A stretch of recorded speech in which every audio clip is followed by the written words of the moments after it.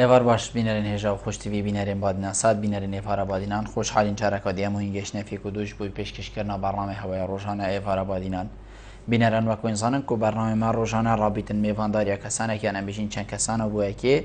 بابتک بیتا گفتگو کردن چه بابت ایگریدای به روزی و یا انجی ایگریدای به بزنین و زانیارین می روزی و بابتر خدمت کردن هوای هجا خوش تیوی ابرو کم را بوینه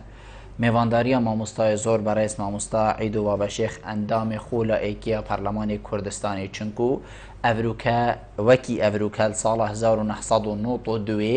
ایکم رینشتنا پارلمان کردستانی هاتبو امبیجین گریدان هاتبو بستن لو ما افروکا ما بگرینگی ودید اما وی روژه وی برنامه ساخت اینفه و چند تیشکه که بدین سر خوله ایکیا پارلمان کردستانی اف خوله چاوا ام بیجین الدست بکی یاسه انجمن اجتماعی بخوادان چاوا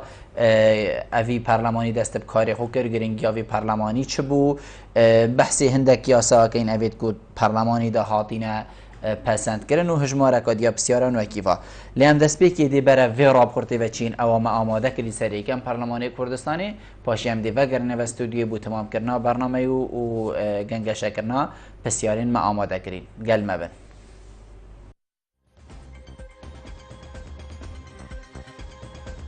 جه انجام وان کودانین لدور پیدابون به صدم داگیرکرنا کویت جله رژیم جنافچویی و اکمینجار ده خباتا گل کردستان دا لباشوره برای کردستانی به پشتوانیا جماور کردستان شیان پشک کازور جه آخا کردستان بباجر کرکوک و جه رزگار بکن لپاشان رژیم صدامی پشک کازور جه باجر کرکوک و سلیمانی و هولر و دهوک داگیر کرنو بو در بازبون جه شالاوین کشتن و قرکرنه ین هوانه رژیم صدامی گل کردستان با کرد و ترکمان و کریستیان و ده کورا و که میلیونی دا برف تو خیبن ایران و ترکیه کوچ بربون. لسر پشنیار فرانسا و به پشتوانی امریکا و بریتانیا جوات تناهی نفت دولتی بریار 688 درکرو دور پناگه آرام بو خلک آواره سنورابوی دیار کرد بو پارستان خلک کردستان گل جوریا هلا پانیا 36 بیت دورا دجا فرینا فروکن لشکر عراقی پشتیش کسنا پیوینت نبرا برای کردستانی و رژیم جنافچوی عراق دا ل 26 دهی 1991 حکومت عراق سازی و دا مدزگین خوین اداری جه دورین کردستان و کشانو به وی ایکیجی والاهی که یاسایی و اداری درست کرد برای کردستانی که جه 7 پارتان پیک هاتبو مینا دست حالاتا دیفاکتو یا دوری هفبری وی گرفت سیاسی و اداری و یاسایی بو که رژیم کردستان درست کرد بو.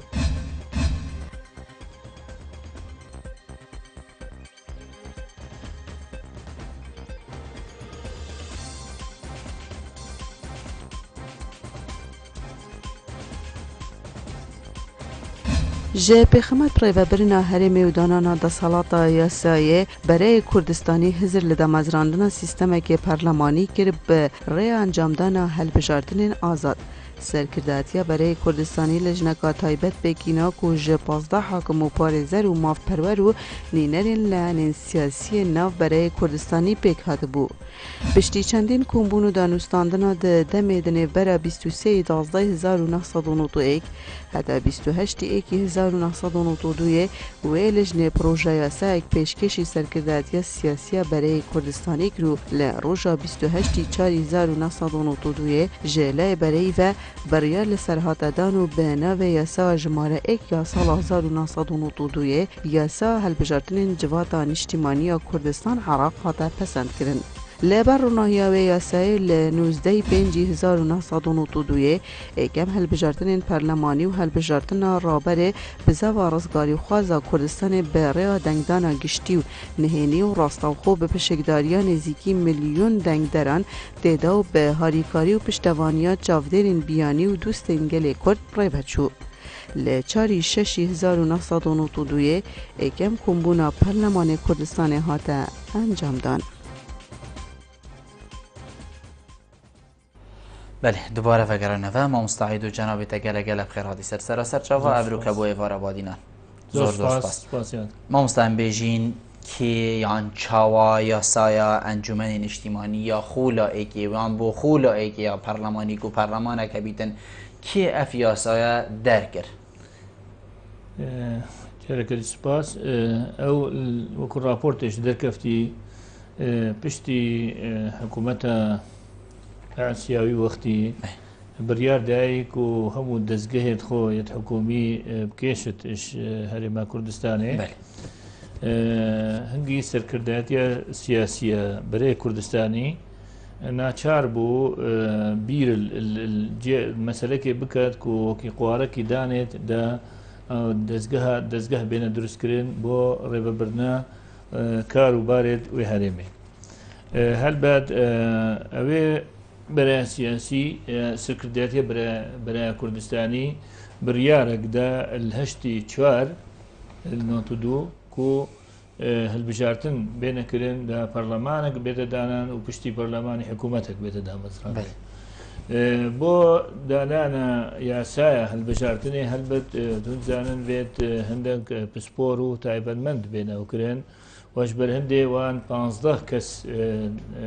تەکلیفکردن و ئەوێ یاسایدانێن شوان 15 کەسە 13 ژێ یاسا ناز بوون یعنی 4 ژێ حاکم بوون یەکژێ ڕئیسێ محکەمە ئەستێنافێ پێشیە و یەکی دیسە ڕئیسە محکەماوی وەختی و دوو ژێ جێگرێت ڕئیسە محکەمە بن ونزان ڕئیسە محکەمە ئەستێنافێ کابراایەکی پسپۆریەکە باشت بوارێ یاسادای هەی و دووژێ عمیدێت کولیا یاسا عمیدێ کولیە و جێگری ئەوش وەختێک بتعمید یاسای کۆلیج یاسا دیسا و هەینە و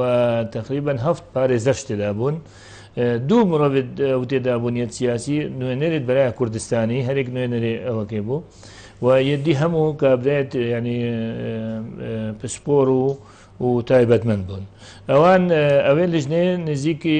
یانیش 23 12 تا 28 بێژە 5 ڕۆژە شیان ئەوێ یاسای دروستکەن و پێشکەشی سەرکردایەتی بەرای سیاسی زۆر جار مامۆستا ئەم بێژین جانابێتە بەحسیوی چەندی کرد ڤاڵاتیەک چێ بۆش لای حکوومەتە بە عەزبە کۆ ساڵە نۆتۆیەکیان بژین دام و دەستگایەت خۆل هەرێما کوردستانی ڤەکێشنە بۆ حکوومەتە هەنی هەرێما کوردستانی بیری بۆی چەندی کرد و پەرلەمانەکە بیتن باشە هەبوونا پەرلەمانی و دانانا یاسایە و ئەم بێژین ڕێکخستنە دام و دەستگایەن یەن حکومی چەند تشتێکی گرنگ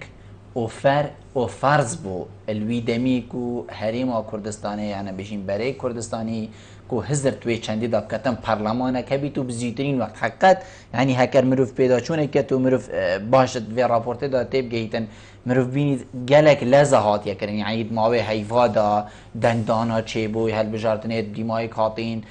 encûmenekê çêbû yani çend da giring bû ku hosab les evkare bête encam dan پێشی دا مرۆڤ بێژێت بەرای کوردستانی کارێکی باش کرد و چەند وەختێ سەرهەلدان چێبووی تەبەن هەموو عێراقی چێبوو بەس چەنگ و لە هەرێما کوردستانی ینی سەرکردایەتێکە سیاسی هەبوو شیا ئەوێ ڕاگرێت ڕەوشاوێ دەرێ ڕاگرێت هەند بینن سەرهەلدانە باشوور ئەو بوو باشوور لە عێراقی سەر نەکەوت بەس دەمێ سەرهەلدانەمان سەرکەفتی و بڕیارش ئەوێش دەرکەوت بریارەکە نێودەوڵەتی وەکو مەسەلەکە مرۆڤاتی و سەدام حسێنش دەماوێ خۆ کردی ڕاستی بالایەک چێ و ئەو بالایشە پێویستی هەندێ هەبوو و هەندێک دام و دەستگە هەبن شۆڵی خەڵکێ بڵێ ئەمەش ئالێکی باش ئالێ دیڤە برایە من مەسەلەکە پر ئالی معنەوی سیاسیشی مەسەلەکە مهم بوو چەند وەختێ پەرلەمان چێ بووی ینی ئەم کاریم بێژین وەکو قوارێکی وەکو کیانێکی سیاسی چێ بوو پشتی پەرلەمانی حکوومەت چێبوو و ئەگەر تۆ بینە ینی ڕۆژت پشتی هەندی ئەم چێ بێژین گەلک وفودێت ینی پەرلەمانە هاناوی پەرلەمانی ینی اعترافەکە وەکوت بێژن دا پێدانانەکە نافخۆی ینی ضمنی چەند القانون ده دوسي اعتراف صريح هي اعتراف ضمني وقت وفدك ايش برلماني بريطانيا بيت يعني واعترافك ضمني ابو برلماني بله زور جانا ما مستا حكمتها بعث تايبات الويدمي يعني خوفكشيتن في جي ام كوان بيغا بيجين هريما كردستاني تنابيني الويدمي او سر چه بنما او خو الكردستاني وكيشا يعني سر چه اساس او دامو دزگايت خو وكيشان او هزر كركو افدي تجربه كدي كانوا ديما دي فاشل بندي مجبور بندي ام هينا و يعني جي اف كفنا امر الواقع داكو ايدي خلاص جيانا وانا الفيري نما كورد ايدي برف سر بخوي ودي چيتن برف هبونا برلمانكي و هريمكي ودي چيتن يعني تو باش زاني رژیم صدامیان رژیم بعث هەتا جهاتیە دژی کووردا کار کردیەوە و نەبەس دژی کووردا کار کردە بەلکو نزیک 4-5,000 گوندێتوان خراپ کردینە وەنزان 8,000 بارزانی هەنداکردە نزیک 9,000 فەیلی ئەوکردینە و 180,000 ئەنفالە وشنو 5,000 مرۆڤ الحەلەب چەدە لە نەفسا ڕۆژێدا یەک ڕۆژێدا یان توتقای بێژی چەند گاڤەکەدا هاتنە ئەو کرێن ئەش بەر هەندێ ئەو ڕژێمێکی وەسا هەتا ژێبێت زوو ئەو ناکات بەس ئەوی ڕژێمی ژالێکی بە گەلک لە هەواز بوو و زەعیب بوو و خاستن ئەو بڕیارە نەتوێن یەکگرتی و ئەو هاتی بەێ بۆ بەرژەوەندیا گەلێک کورد و بەژەوەندیا گەلی عێراقی و دووەم ئەو ڕژێمەتی وەختیشدا بۆ ڕژێمێکی بەرێ شەرق و غەرب یعنی ڕۆژهەلات و ڕۆژئاوا هاریکاریاویت کرد وەلێ هات ڕۆژئەلات و ڕۆژئاوا دژوی بن اش بر هندي ناچار بو يعني واسبج مش عليك دي باحتمال او جناب تشت بيشن احتمال او تصورت كان وي باورت كورت نشن خبره ببن وكانت هي بكاداد فشلين سركفتينا بن دبويوم زور جانا ما مستپشتي ام بيجين هبونا برلماني ام هري فيجيل سر في چندي راوستين حكومت عراقي هزرت وي چندي دا نكر ام بيجين كو وگري دوا وگریت و ناب هریما کردستان راست دید خوراک دریه که بو پارلمان کفتکاری شولی خوب درستی رو ببر به هوجبونیان همیشین وگریان دوباره بو حکومت بعض هزرت وی چند دانه کرد که هر چه نبیتن ریکی الوی پارلمانی نخوش کرد ریکی لیاساین هریما کردستان بگرید که مجبور یعنی هم کوینه جیر فشاره که حتی الوانا بزفری نبر حكومة بعث لي وقت بري مثلا يعني خوازا او اكر يا قفتوغوي وانكر وبري مثلا حكومة شبت وبرلمان بري كردستان شو بغدا موايكي قفتوغوش كرن بس اوان ديسا باورنت كرد وصاوبت وشنكو نشياش بيتش برهندي مجبور بو يعني بو وكو فرنسي بيجي دي فاكتو يعني بو امر الواقع وبو حكومتك وبرلمانه خلقي او قال لك اعتراف يعني زور جاله ما وصل سيستم هالبجارتنا يوي دمي سيستم ليستا قرتي بو تشيلي وقتي سيستم ليستا قرتي بو يعني هندا فر بو کو لیستک آگرتی بیتا چه کرن و خلقک بچتن دنگ خوب دتا لیسته و نزانید کید وی لیسته دا انجام بجنی وقتی افد دست بیک بو او بو ما باشتر بو کو ام السروی ریکه بچی بخوند البشاردن هذا قالك او هينا ريك هينا قالك ريكت ليستا بكريه هي ليستا قرتيه هي ليستا نيف بكريه هي الوي وقتي بلي الوي وقتي دا قنقشه هذا قرن ديار بو يعني طبعا الوقت ده قالك يعني وكنت بيش بسبوري تايبلمان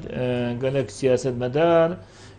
قالك كساعتي هالبونش دربي ولاتي عندك بسبوريا وده ينامون قالك انقش الأبدا هبون ديار قهجنا في برياري كو او ليستا قرتي طبعا ليستا قرتيش قالك خلقي تدابو يعني بالعكس يعني رأي من هنجي خاصة بارتي ويكيتي هر آليكي چند پسپور و شخصيات و كساتي بقوات إنا نافلي سرخو كرين چي وكو كادريت حزبي الآن مثلا عندك سركرديت هريك آلية خو مثلا أديب النافدار باريزر النافدار حتى دكتور النافدار اشبر هندي بس خلقي نتزاني يعني ما مستحيل خلقي نتزاني كي حتى بشتي دنگ دان هاتي انجام دان بشتي انجي خلقي ديد كو اوه اندام برلمانية مثلا جنابه ده خلقي نتزاني فلان كس اندام برلمانية حتى كارك الدمائي كاتي او خو ايش يعني خالد لاواس يد ليستا قرتي ويا او كساتيا حتى يبزان شيء نافدار بشي بس كفت الدستي اويدا يعني كفت الدستي حزبيدا او حزبت الشيء مثلا او ينافي بنت درينا فكدي تبقى افيكش بس خلكت زاني نقول وي وقتي ده ما هكي اوهبوا يعني دعايه انتخابي هبوا مثلا ازلوا وقتي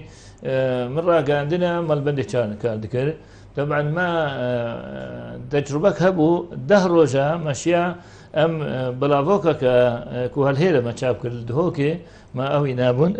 دهروجا ما او بلافوكا نافي برلمان بو احتمال هم تجربة يعني تنيا هنجي وهطان هوش بالنسبة لهوكي وهنجي الكردستان احتمال هيك تجربة بد ما هالروز سر مثلا برلماني وكساتية أندامة برلماني يعني كانديد ما بلا تكن وهالحزب أكيد دعاية قلب ويخوت تكن حتى مثلا أبي جهبوا هنجي مثلا يعني تلفزيون شابون راس التلفزيون ناو كنه فضائيبون عزمانيبون تلفزيون ناو شيبون بس ديسا بروباغندا هابو خلكي بحثا أبيت خود كرين مثلا قالك شخصيات إذا خلكي زانين بس ياكش ديسا دبجم ياكش لواسيت أو أبابو كو أو كساتي أو كانديدي أو كانديدا كان دق نزاي كان دقيناينا كان جو حزب بلا خلكيش تزاني بس ايش شوان او شخصيتين او كساتي او كانديدا بتردستي حزبي دابو ناوكو مثلا وقت مثلا يا بازني بيت وفكري بت او كساتيت شد مثلا بيش 20000 دنگه او بيش 20000 من هنا زور يعني بيجين في سيستم وكي جناب تامو جابكري يعني حزب شيتن كابراكي ببتا برلماني ايكي دينا بدن اف دستي حزب ده الوسط هنا غوريغنا بله بس الاليه ديجي اللي مثلا يبازنيش مثلا راسته كساتيك ان اندامي برلماني ان كانديد قالك دنق سروينه مثلا كساتي كم قوته بس هند جار الكومل قيمه ذا كومل قهكي شين بيجين ايلو هوزو او هند جار كابرايك احتمال دنقاد ايند مثلا دبيجن بون منا احتمال اغاي خو كانديد كنت تختار خو كانديد اغا بتش تختاري بتشنقو خلكي ما خلكي عشائري دوري اوش يعني هر آليكي خاله لوازي خاله قوت يعني زور جان ما مستا سیستمی ویدمی یه پارلمانی چه سیستمک بوکو ام بیجین کارو یا ساوت ادوی پارلمانی دا تینا دی پراندن سر چه سیستمکی هوا کارت کر وی وقتی هكتو بحث قادنا هالبشاردنا كي قادنا برفرابو قالك او تدابون يك خالتي ذهبوا مثلا هنجي وكو بندك تذهبوا هل حزبك شحفت الصديد زيادة يعني كم تربينة نابد عندها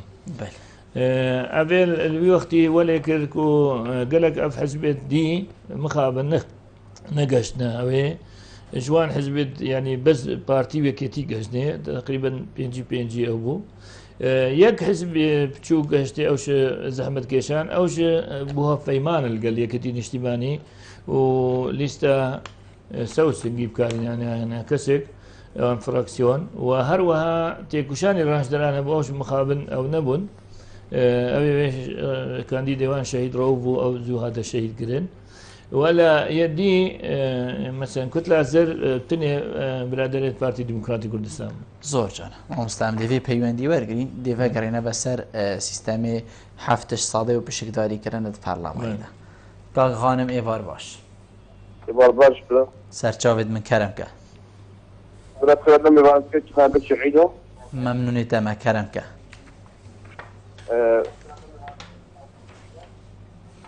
ما دوت بسرش جناب الشيخين كرمك لا بشرع كي بشت بو البجاتنا وان البجاتنا وان اندامت برلماني في بالك خاص تسوي الويش الدني تینا گم کاغ خانم هگر تو بسیار دوباره که و نظام دنگی تکی میگهید من بو البجاتنا وان اندامت برلماني سوي دمي في بالك خبو ويجنجي هل بجارتنا اندام پرلمانی نوی دمی في بالك خبو چیو والله نظام تو بحثی چه سوي دمي و جاري كمين في بالك خبو عن بدي برما موصل بیورک هبو بله او ایک اما بسیاره دوشک بله کرم که کاغ خانم جناب الشهيد بجمع هذه أنه خلاص بقول دوني عم دشني عم نجح نحتا باور بکن نظام دنگی تا گله که اوی بیتن بس بله سيدة تشكي شبكة لوازة بله کرم که بسيارة دوي جناب الشيخي أريق أبيق وناغي لوكا وقت تقود أولاد بولي يانا بله ممنونیتم از زور سپاس بود کاغ خانم بیشتن دم کو ویگاوی کرد بهبونا وی پارلمانی دولت بونا خو راب گهینن مامۆستا بێژیتن السەر چ بنەما سەر چ پیڤەر سەر چ ئەساس حزبا کەسان هەڵسەنگاندن وەکی و جەنابێتە گوتی دکتۆرەکە بەلکی دێکێمینیت بەس کابراایەکێدی ئاهایە شێخێ عشیرەتەیە و حتا دیمایە چنگو خەلکێک دەردورێت توی دێگەلێکی نیتن سەروی بنەمای بۆ یان سەر بنەمای وەکی و تەهەمان دەمژیدا گوتی کەسانێت ئەدیب و ڕەوشەمبیر و دکتۆر و یاساناس و پارێزەر و حتا دیمای تێدا یاسا هەنگی تونزانن هەموو دنیادا کاندی ینی دەنگدەر بێتە 16 ساڵە کەمتر دەبێت لوی وەختیدا کاندید بێتە 30 ساڵە کەمتر دەبوو نۆیەکی نە 25 ساڵ هەنگی 30 ساڵ بوو و کاندید شەرتێکی بەسیط دانان چەگو هەنگی بەست بخۆن و بنویسێت ئەزبارکۆنتان هۆش ئەو مخابل يعني انه مثلا البرلمان بغداد زبارت كم بيت 12 سنوي خلاص كبت يعني 6 سنه يا بري بس اليوم هطان هو بخون تبني زاين بخون بجش برهندين دو خل يعني مقولت هر بارتك طبعا هنجي قلب منافسه وهر بارتك هم تشانجو هنجيش نو يعني خلق الشاي هاد بابو مثلا خبات كرو او قال خلق بشافك بلن لترني هل يستكي جمارك باش اوان تذهبوا وان خبات كرو بيش مرقو اويت يعني قال لك خو زحمه دانو خبات كرين واشالي دي باش هر حزبك بيا چندين سبور وتايبل من دو اواش بخوبينت مثلا قال تختور تدابون بارزر تدابون ميديا كارت تدابون فيسكار نافودنك تدابون يعني مثلا بس هنجي الوقت الليستايه كديده 6-7 كسيد نافدار الكردستاني وكون فيسكار مثلا عز الدين دكتور بروفيسور عز الدين رسول حسين عارف تشيروك نفيس شيركوبي كسير رحمتيه شاعر مثلا احمد سالار بالنسبه لبرادريه بارتي وكو هنرمندكي نافودان مثلا كمال جلال غريب وكو وكي دانري قاموس واني ابن ودن قالك خلقي ديجا هبون تختور هبون قالك باريزري ابن ودن هبون حاكم هبون اجبر هندي اسبوعكم البرلمان وكو كساتي قالك او تذهبون زور جانا ام دهينا وخلقي او تذهبون خلقي احتمال بس بخذ بن استذهبوا بس او خلقش رابردوكي او هم زور جانا ام دهينا لا قادويه بسياره كاخاني بس دليني برگين دليني وار باش وار باش ثاني باش سرچاوندن زور سپاس کردم که خیر نامه وانتات يعني ممنونی تمدلین خان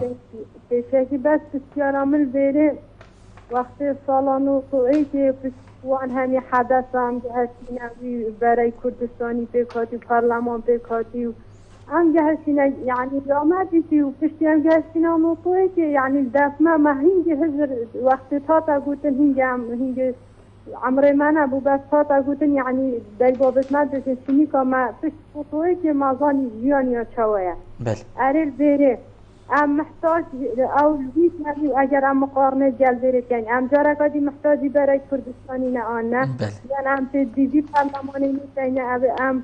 ما بدنجت خو وبخينا شهيدا وبهزارها انفالا ابروكا ما برلمانات بيشينا ابروكا برلمان بويا اگر دولت برلمان بريار بدت يعني خلاص برلمان ست مجهين تا دولت بونيان ام جاركادي دزغرينا برای كردستاني بيبينينا و بسيارة دويجي قوتي ليستا جرتي هابو وقت خدا قلت هر حزبك يا يعني هابون يا وديا اري وزابه ليستا بكيريا هاي ديفيجن ليستا بكيريا هاي هر تزوير يا هاي وقت ويدا ميجيدا هر بيجيدن يعني بيري كيف ليستا مصلحة خالتي دا اكيد يا بكيرين مصلحة خالتي دا يعني ويا جتي والويدم زيدم شو مقارنتنا بين هذه الاستاذ هاي واستاذ دنگدري يعني دنگدر وكانديد زور سپاس بوده زور سپاس بوده دلی ما پیوندی که بله ما مستا بسیار کاغخانم یا دلین خانه لقادوی ام بیشین وکی یک چیدن اره پارلمان ویگاوی گهشتیا وی آستی کو دولت بونا کردی راب گهینیتن این شیایت تشتکی بکتن کو دولت کردی السر هندک یا ثابت دانن کو پارلمان بو مبدانیتن یا پارلمان دیار کتن زاني الهم دنيا دا دەولات بریارە پەرلەمانی بتنێ چێ نابێت دەولات يعني ئەزباوەکەم دەولەت خەونە هەر کوردەکیە دنیادا چەند ملەتێک نینە لە دنیادا ئەتانەوە هەنجی ملەتێک کورد يعني تقریبا ئەتان نێزیک 35 ملیۆن یا بەلکو بەدرش ئەتان هۆ دەولەتێک نینە بەس بڕای من يعني الدولة ما يا مثلا أم الهرم بيجي ما دولتك هبد برأيي من ما عندك تشتبه هبد نا مثلا برلمان ابتدائي يعني اجي بيت ما وكب عربي بيجي بنيات تحتيها بله جيرخانة عبوري جيرخانة عبوري يعني نو راس ما بترول هي بس عطانه هو بترول هشتا نافبرا مو حكومتها عراقي جي جنجاشية جي جنجاشية ونبيا يا دوي ما أو بترولا هشتا نشيا بخو يعني وكو بيج برهم بينين كو مثلا عندك كارجه ما هبت ما عندك معمل هبل ما عندك تشتهبن كو أم تشتكي دربينين أم دينا خلكي وتشتكي خلكي بسطينين آلية ديبا يعني ما مخابن يعني نبس برلمان بلكو أحزاب دمشق هردسي حزب المية خاصة بارتيوي كدي يعني مخابن الفان صاليا برأيي من نشيانا فكرة يا وطني ويا يا قومي نتوي بلا بلكو بالعكس يعني الفكرة حزباتية وهند جارة حتى برشواندي الشخصية النافخة كده تولي هاتين كو يعني بيرو باورت نتوي زعيف بينا شالية كيفا وحتى الشيء بيجن بيرو باورت بياني شيء هاتين الناف ده بترشيت نتوي أبش أبكا وش قال يديبا وكم مسألة كدولته يعني قال جارة خلق ما بحس كرني بحسها دولته كان دولات فيت مقابل هطان هو وكو بارتشي كردستاني يعني ايش آلية وكد بيجن ايش با ما اوك نينا يعني ما درجها كنينة لقال الدنيا مثلا هو هر تزاني هر جار دولة الدور بريم هم أبد منها يعني هم نيارت هندنا ما دولتها بد ونبز نيارت هندنا يعني هطا بري هطا صدام هبو يعني وهطا في دمايش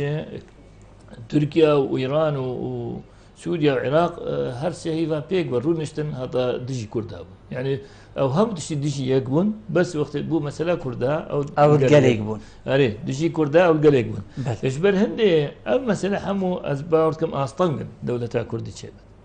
يعني صبا ايران وتركيا وسوريا همو ولو انه هو الحمد لله هرسي شار دولة بلوائي بس هطا او يقبن يعني يكروش يعني مثل ما هك يدومها او حصارس المدني دبت مشكلة يعني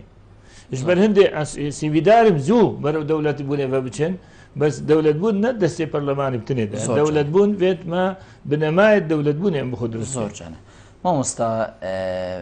پیوندی بحثی و چندی کرن گوتی لیستا گرتی چند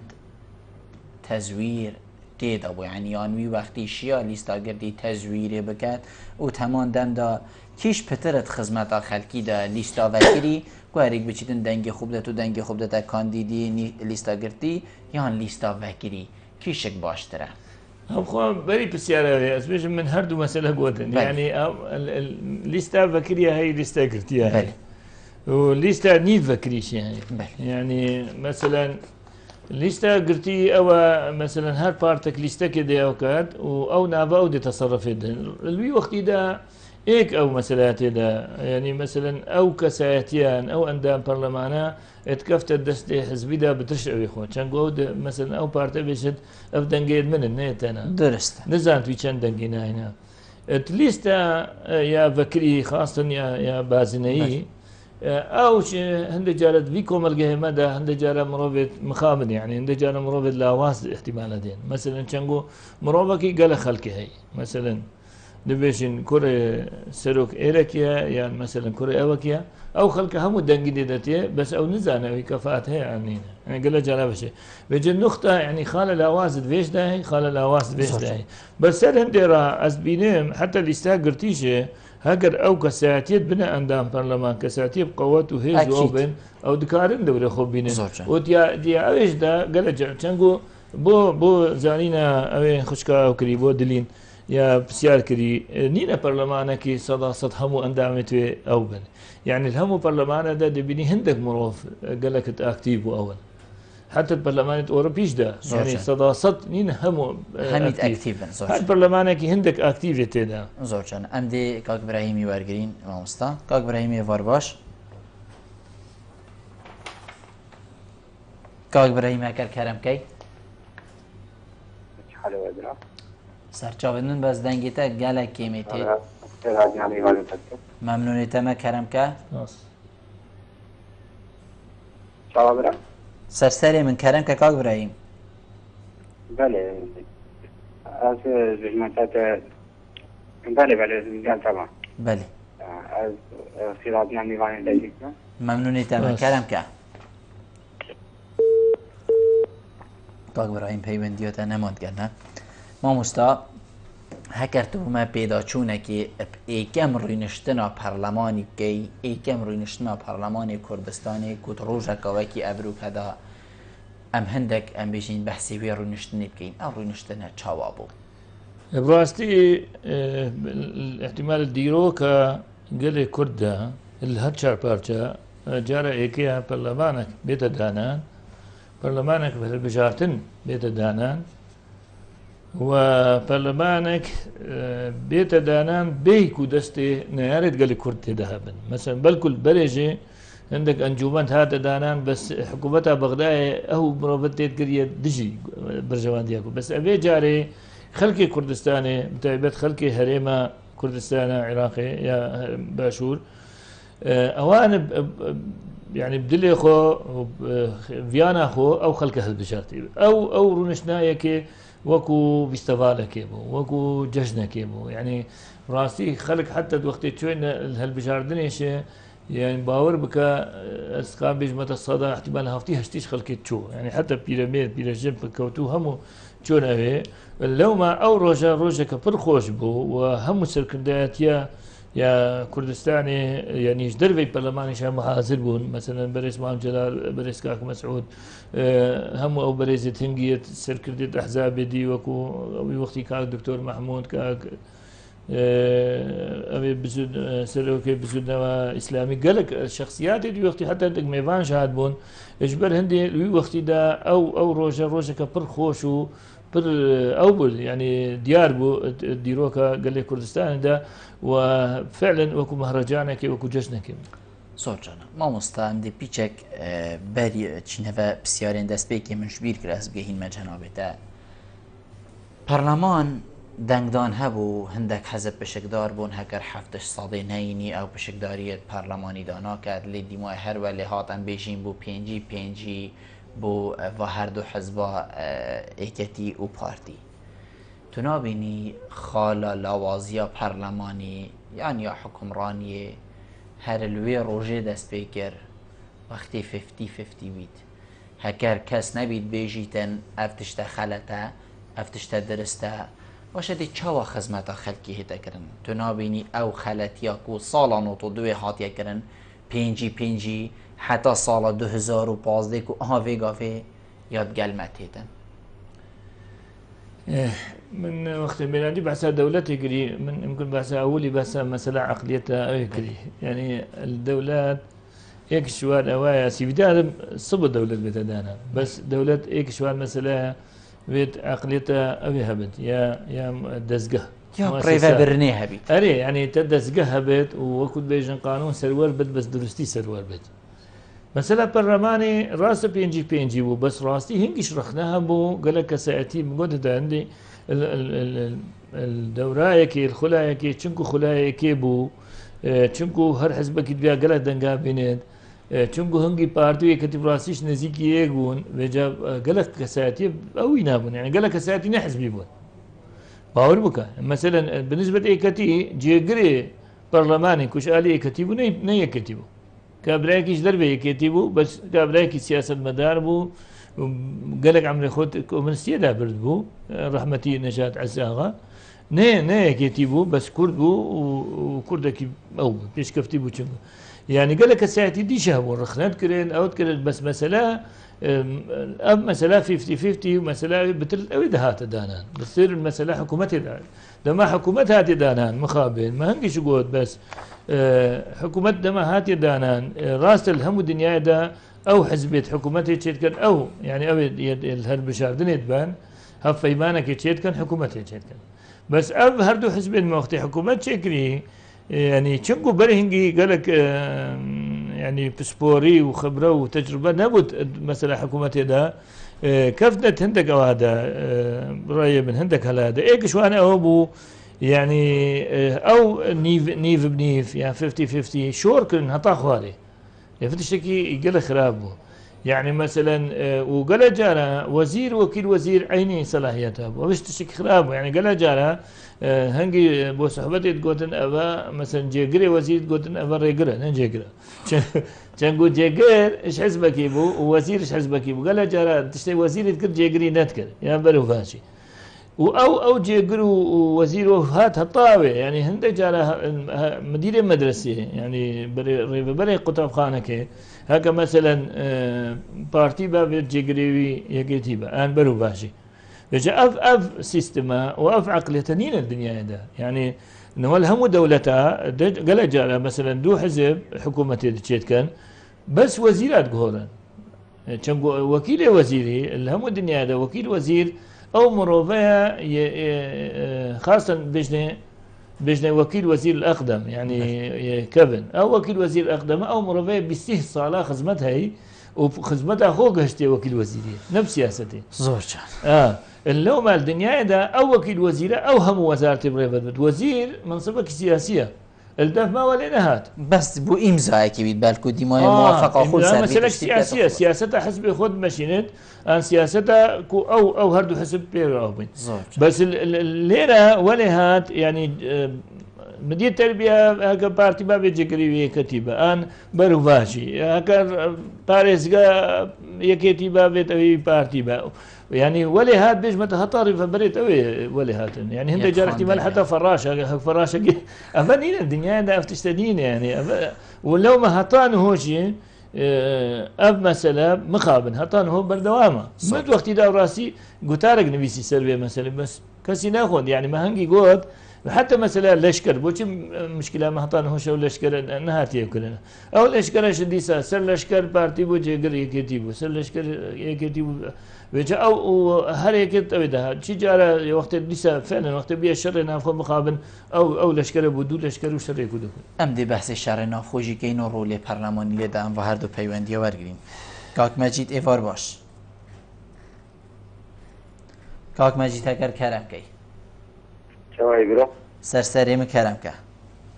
كلام دار بي سرعتنا ميواني وقتكم ممنوني تما كرم كه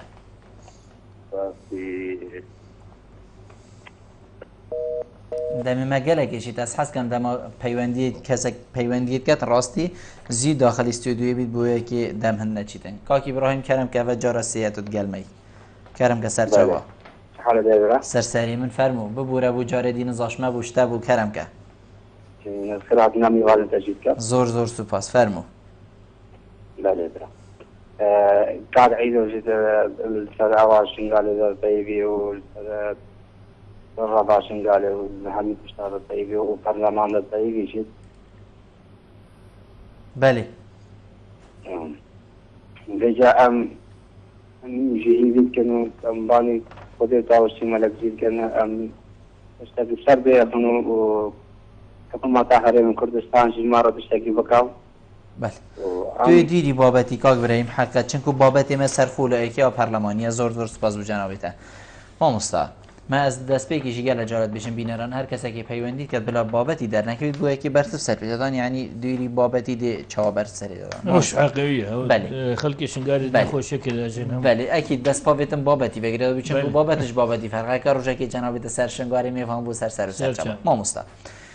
تقولي رأي جدا هبونت نوا برلماني دا بس تو نبيني أول شكلي بون يعني هكر صد اندام برلمان بن بينج أو بنيت جل في ياسای نبید يعني ده چه استفاده کت یاسا ده تی پرید بلا او پینجا 5 هر بيجنا آن 10 آن 15 آن 20 مهم مادام 6 دی 7 دی گوت يعني خلاص دونا بینی اول شکلی بون هنده کس هاتی ندانن کو شکل بن تنی بوی کی بین کوان بجین یان وقتک بیتن میجو خود بارکت میجو بجید بله برا هبون کسی تو صاحبون کو دسته خو بلن کر گوتی نعم ند قلبي آساینه زاني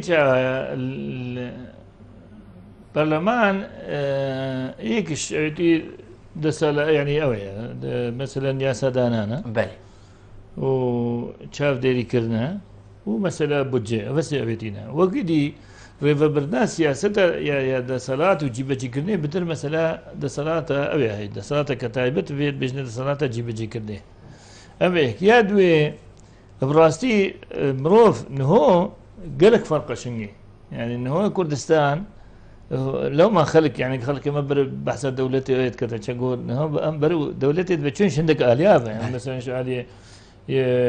مثلا ما بترول أخوي مثلا إنه حصار سرمانينا إنه رجيم نمايا إنه هبند يا كردستان الجل تركيا بيا هبند يا كأبوري أو تركيا بريد قد أثناء الريستوران تقل الباشوري أفريقيا هبنا في كردستان نو عندك شيء هاتي نجهورين الوي وقتي تجبرنا كأم تروشك قلك أو داجين يعني الوي وقتي بتر وقتي أم مسألة هاتي دانان بور فبرنا كاروباري توامو هر ديسا ببريناكم ديسا أو سيستم جيدانان سيستم وظيفة أو سيستم كي غلط براستي بس أو سيستمان بتر حكومة بهذا دانان وراسته وهنجي توش زاني قال جارة يعني قيادة سياسية تدخل المسألة يا دانانا وزارة وانت بترش أو أنا أصلا نوتو بري خوب دي باشترين ياسا برلمان تدينا دري قال لك ياسا مثلا ياكش بالسيارة أبو بالي قال لك ياسا مثلا ياسا حكومة وقت تشكري ياسا بشتنجي بودجت تشكري مثلا راكا عندنا يا فدراليكو أو إيش خالد هر قرنج بو أواناتنا عندر وقال لك ياسا ديت هين يعني هر شنجي هطانو دو إيش ريشيت دولتت وك دولتت ما يعني وك ولاتت ميت باش كفتي ايك او شوان مثلا دستور ويا سايد قالك باشتين بس جيبه كردنا قالك دار ابنا بدهم ئەوسا جەنابێتە گوتی ئەو کەسێ توی دەمیت پەرلەمانیدا گەلە کەسێت دڵسۆز بوون دەستێت دەرەکی تێدا نەبوو کەسێت خەمخورێت کوردستانی بوون و توی دەمیژیدا ئەم تۆشی شەڕێ براکۆژیە بووین بۆچی پەرلەمانی کوردستانی نەشیا ڕێگیریە شەڕێ ناوخۆ بکات شەڕێ ناوخۆ نە لە حەڵەکێ چێبوو ڕاوستە ساڵامە بۆچی پەرلەمانی کوردستانی لوی دەمی نەشیا في چندی براوستینیده براسي برلمان كردستان يجاري قديد بيجمته او يعني الدسلات يا سدانان او مثلا بس رولك هري درينجي هيفي چونكو برلمان كردستاني بري چند روزا او بوكو هندك ام بيجين گرجيه كان شرك درز بو ناف هندك هزين كرديدا رولك گلك مازه كاكا الوي وقتي دا برلمان كردستاني باور بك بترش رول انه هو يبي برلماني بجهينا هر روجت اولي او احداثنا تشيبون بيستوبينش انداما بتر ايش اندامي البرلماني مذكراك يعني داشتك بو هردو بريزا كاك مسعود ومام جلال بيشكيش كرن وبيشتينجي وقت اوشي او نبوي نزيكي سيهيفا نوتروجي اندام البرلماني فناجير بون يعني نتشونا مالخو الهولا كده نفستين نافيه بيج مطان هوج نافيه كري هولا فناجيري كو على بيد بيج قاعة الاعتصام يعني اوان قالك او كرن نوتروجي ندر نتكفتين شردو حزباش تدابون يعني يكتي تدابو بارتي تدابو زحمت كيش تدابو اشوريش تدابو وجدت ثاني بتر يكتي بارتي بون بس هردو آليات دابون وبالشار ساعتها بريك بون قلق بون هاري كاريا يكودو تكرن هيج مشكلة نافينا واندنا بوكو اندامي دامي يعني تبيش الشر يكودو خد نتكرن اوان هل ويستي خوز كر بس وكو ما بيناديش بوتي وقت اللي استاقرتي بين بتر بريار دستي قيادة سياسية قيادة سياسية هنجي هند جرينجي ندا برلماني طبعا دابانا داو كربانا يعني تيتا بلا من چندين جارا يا داشت او كرين مثلا دەنگی خۆ بلند کرد ئەم چۆنە ئەوێ حتا دوسێ جارێکا بۆ درێژکردن پەرلەمانی سەر هەندێک جارە سنووری هەردوو دەبەرە ئەوتکرن بەس ئەوان نەدەسەڵاتە جیبەجێکردنیە و بریا و سەرکرداتی سیاسی بتر بریار دەسێواندا بوو زۆر جانە وان هەنگیش ئەو دەسەڵاتە نەبوو ئەو بشن ئەو مەسەلەن سەرکرداتی سیاسی بینێ دەرەوە نەشێت دەزانێ ئەوە یەکیش مشکلە مامۆستا خاڵەکە دیاگەرن و vێگافێگەلێک بەحس تێدا تێدەکردن هەکەر هەر جەواتێکیان هەر ئەم بێژین کارێک چێ بیتن دەبێژن ڤیا بیتن ئەم بێژین ڕێگەزێ مێ وەکیە نێر تێدا بیتن ئەلخۆلە ئەکیا پەرلەمانی لوی دەمید ناو بینەوە هەردوو حزبادا ڕێگەزێ مێ چەند تێدا بوو چەند تێدا ئەم بێژین ئەکتیڤ بوو مخابن بەلکو هەنگی چنگ و سەربۆرایەکێ بوو دوهاکە برنێ دەولەتێ دیش هەندێک دەولەت هەتا دوانکیش احتیمالە ژن تێدارە من هەند نسبە گەلە کێم بوو یعنی بێژم 5 ژن دەست پێ کرد 5 ژن سەر لیستە ئەکەتی بوون و 2 ژن سەر لیستە برادێت پارتی بوون و 1 ژن وەزارە تێدا بوو چاوە ڕۆلێوە چاوە بۆ ئەم بێژین ڕاستی وەکی هەرێکی دی بوو یان زانی ڕۆلێوانژ وەکو زەلامە چاوە مەسەرەن زەلام هەبوو نەوەک یەک بوون هەندێک ئاکتیڤ بوون هەندێک نەت ئاکتیڤ بوون ژنش هەندێک شوان گەلک ئاکتیڤ بوون و هەندێک شوان نەگەلک زۆر جانە مامۆستا ئەلووی دەمی و حتا vێگافێ بەلکو وڵاتێن جیهانێ گەلێکیان وڵاتێن دەردوور گەلک بەلکو دژی هەبوونا کووردا بووینە و حتا دیمایە لوی دەمی میدیایە وڵاتێن جیهانی وڵاتێن جیهانی بگشتی چەند پشتەوان بوون و پەرلەمانێک چێ بود ناوە وڵاتێکێدا ناوێ عێراق هەوە چاوە دیتن ئەف وڵاتە تایبەت دەردوور و عەرەب چەند پشتەوان بوون میدیایەن وە چاوە بەحسێ هەبوونا پەرلەمانێکی کرد کول کوردستانی هەبیت و سەر بەخۆی الوان دەولەتێت هەر بە دەولەتێت عەرەبی و هەتێت ئیسلامیشێ دەوروبەر بارەمتر دیش بوون چەند بووە هەتان هۆشە یعنی نەگەل هەندێنە پەرلەمانێک چێ بێت هەتانەوە ترسێت مەسەن سەر بەخۆی کوردستانی چێ بن لێ دەولەتێت دیدا هەستکارم بێژم بەلکو یعنی ڕسمی اعتراف وقالك نبو بس بشكلك غير رسمي تنقول القانون ده دو او هنا بيجنا اعترافها صريح يعني ديار اشكره واعترافها ضمني اعترافها الضمني هنجي قالك شخصياتها تنقلك مثلا كسياتيك وكو دانيال ميتران وكو قشنار وفدكي برلماني بريطاني قالك كسياتي دي هاتن وهردسا وفد برلمان كردستان شي سردانا چندين دولة هكذا يعني بالنسبة أوروبا وان هاريك أوك هبو هاو كاريك وكل بيجن هفس وزيك هبو بس برسمي نبو چنگوان هر كردستان دانا بارتشكش عراقي وچونكو ما هنجي يعني حتى مسألة فدرالية مش إيك آلي وكربو إعلان كربو چونكو هنجي حكومتها صدام مش أهل يجيبو أم آلي خوين إجبر هندي أوان رسمي دانستان دقل ما نذكر وكو حكومته وكو دولته خو بيروز باهي جينا بو سيدا ما بيش بدبلي بيروز باهي شندك ساعات يهابو مثلا وقت ايك وكو دانيال متران كو هنجي خانما ايكل فرنسا بو بيته هيرا ابد شكي مظلوم ولاطن عربي بيشتي ولاطن عربي قالك كيم يعني باكو هندك ساعتي اوهبن بس وكو دولتنا چنگو دولة عربي نهوجي دولة عربي اگر بيتشي بن دجي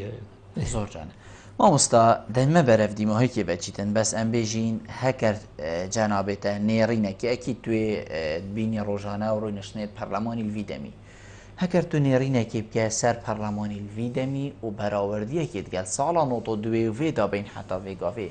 تو دی چی بێژی دەبێژی چاوایە چاوا بڕێڤەچیت کارێن وێ چاوا بڕێڤەچن چاوا یاسا ئەتە ناوا پەرلەمانی داد کەڤنە بوارێ جێبجێکردنێ و دەنگدانێدا زاني ام لازم بشابه انه الوي وقتي ناري من بيناديش قوت يعني هنجي ما برلمان تشكر او برلمان بابك كم صالة كذا بشرنا فخو وهنجي امش همو اليات هاد بينا هم عراق هاد او وار بيتشكرن شي بحصا وشنو كردستان آلية رجيم مشاهد بحصار كذا عنده حصار سر كردستان هو ننجي يعني بزافة يا برلماني قال بزافة كبقول بترش ريفا برناكارو معنا هو إيه يا دوي نهو قالك فرقة نهو مثلا روشا ما قالك باشتر بيا نهو ما بترول يمتين ندري نهو ما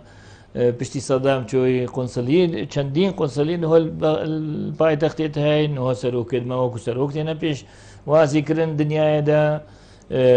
نهو مثلا سروك هرم سروك مصدرين دولة الدنيا دا أمريكا بيش وازي ليك مثلا سروك عراقي بس دورة كردا خاصة بريش مام جلال وقت بيه سروك عراقي سروك الدنيا هم وايكرن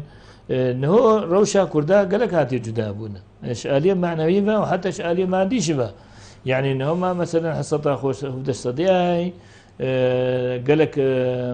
واردات ما قالك او بوين يتبيش بتشوين روشا ما قالك يا بيش بتشوي دنيا اشاليه تكنولوجي قالك يا بيش بتشوي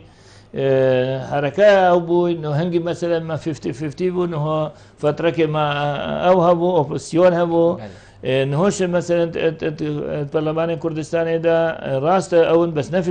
بسي حزبكن بينش حزبين إنه حتى مثلا تيار قومية شيبوي تيار إسلامية شيبوي تيار علماني تيار يعني قالك تشتهات جهورين نهو مثلا النسبة أو رجاء جنجا زافت اللي أبوي رجاء جنا زافت اللي أبوي مثلا تشتزامنه أسبارك سيش صدي جنين وعبري وقت ما سيش صار عمري كان دي في 6 صار بنو يبي 25 صار فقالك تشتهاتنا جهورين وقالك تشبروا بيش بشو بس أم هي فيدانين هشتا برو بيش ببتشين شو إنسان هر برو پیش برد مامۆستای من دایما بەرەف دیموهایی که بچه کرده پیوکا دیموهایی که هبی تو شیکرم کیفی دمیده والله هیوی دارم ام وكو كورد بتر مسألة دزقه يعني مؤسسات مسألة قانوني بتروبين وأز وكو كركي وكو كمينا كان أو برادر إبراهيم شه هو أخوه كري وكو يزديك أسي في دارم حكومتها هريمه بتر بري خبدتها فان دفرها راستي مخابن هطانه هو بس دبريت كميناية أو يعني انتو هرش حمدانية هطا برط الله هطا شنقار أسي بدار روشك زو أف دبريت مش دستي داعشي دركبين وخلق ما بزبرته سر عردي خو أو خلق ما دستي داعش دهمو إن شاء الله روشك زوج دستي وان وحشا دربتشن وأم خلق في ولاتي أم برو پیش ببچین نه برو پاش و ام همو ایکو دو قبول بکین و ام همو القل هف جیانه بین و براتی بین خلق کردستان بهزاران ساله چندین آیین و ملت و او تدابوینا و همو براتی جینا حقبت ام هر دیسا ام ولم براتی کن وکو مروف ام براتی کن وکو نتو ام براتی کن وکو هاولاتی البی ولاتی بله شیخ عیدو بابا شیخ زور سپاس بو جنابیت کتم ایوان بوی گلمه رونیشتن گلت جه سرفرازیه زور سپاس بوتش زور سپاس بله بینرین هجا خوشتوی به چند هم گشت ندیم هایی که خلق افروکه و برنامه هوای روزانه ایوار آبادینان هیویا من و میشه بین بیچک خدمت هوا این برسپین تا مهین و خلق کادیوی برنامه بخاطر و